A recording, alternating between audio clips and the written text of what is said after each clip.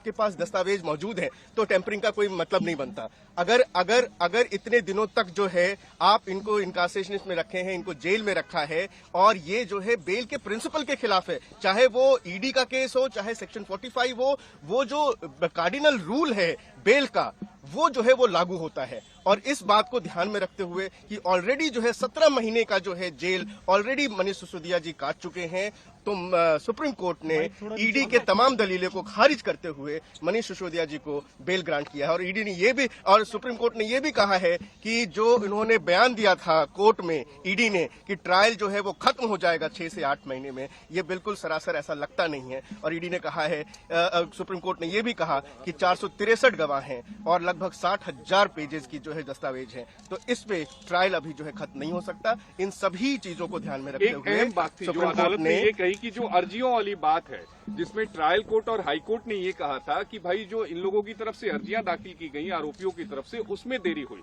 लेकिन supreme court ने कहा कि जो मनीष की तरफ से अर्जियां दाखिल की गई हैं 14 सीबीआई ईडी के मामले में, 13 सीबीआई के मामले में, वो पत्नी से मिलने फाइल पर साइन करने वाली है और मनीष की तरफ से कोई देरी नहीं की गई है ट्रायल शुरू करने में। ये ट्रायल कोर्ट के जो आदेश था कि अपीलेंट यानी कि मनीष सिसोदिया जी ने ट्रायल को डिले किया है, उसको खारिज किया सुप्रीम कोर्ट ने। ये कहा कि जो भी जो एप्लीकेशंस लगी हैं वो एप्लीकेशंस पर्टिनेंट थी, वो एप्लीकेशन जरूरी थी और तभी लगाई गई थी, ट्रायल को डिले करने के लिए नहीं लगाई गई थी। और ट्रायल कोर्ट का फाइंडिंग जो है उसको डिस्कार्ड किया है। और ये भी आज सुप्रीम कोर्ट ने एक बहुत अहम बात कही है कि बेल के मामले में ट्रायल कोर्ट को और हाई कोर्ट को थोड़ा सेंसिटिव होना चाहिए ताकि जो है सुप्रीम कोर्ट में इतनी सारी बेल पिटीशंस ना आए। ये भी मनीष सिसोदिया जी के बेल ऑर्डर में सुप्रीम कोर्ट ने ऑब्जर्व। एक अहम सवाल ये भी कहा कोर्ट ने कि ट्रायल कोर्ट और निचली अदालत को ये समझना चाहिए कि जो बेल है वो नियम है और जो जेल है वो अपवाद है। इस बात को निचली अदालत और हाई कोर्ट दोनों ने अनदेखा किया। बिल्कुल, उन्होंने कहा है, सुप्रीम कोर्ट ने ये कहा कि जो कार्डिनल प्रिंसिपल ऑफ बेल है वो कहता है कि bail is rule, jail is exception.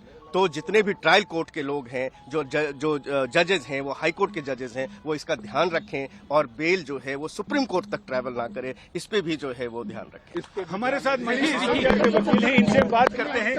सबसे पहले तो आपसे ये जानना चाहते हैं कि 17.5 महीने बाद मनीष सिसोदिया को सुप्रीम कोर्ट से बेल मिली है। सुप्रीम कोर्ट ने बहुत सारे ऐसे कमेंट किए हैं जिसको देखते हुए लगता है कि दोनों एजेंसियों ये लैंडमार्क जजमेंट है। ये पिछले 17 महीने से जिस तरीके से ईडी और सीबीआई ने मनीष सिसोदिया जी को जेल में रखा हुआ था, वो तमाम जो दलीलों पे जो है उनको जो है जेल में डाला हुआ था, आज वो सारी धराशायी हुई। पहला कि सुप्रीम कोर्ट ने ये कहा कि जो ईडी ने बयान दिया है कि ये ट्रायल कंक्लूड हो जाएगा, वो ऐसा नहीं दिख रहा। दूसरा कि जो ट्रायल कोर्ट ने ये कहा कि मनीष सिसोदिया डिले कर रहे हैं, सुप्रीम कोर्ट ने कहा ऐसा नहीं है। और तीसरा सुप्रीम कोर्ट ने बड़ी अहम बात कही कि बेल जो है वो रूल है, नियम है।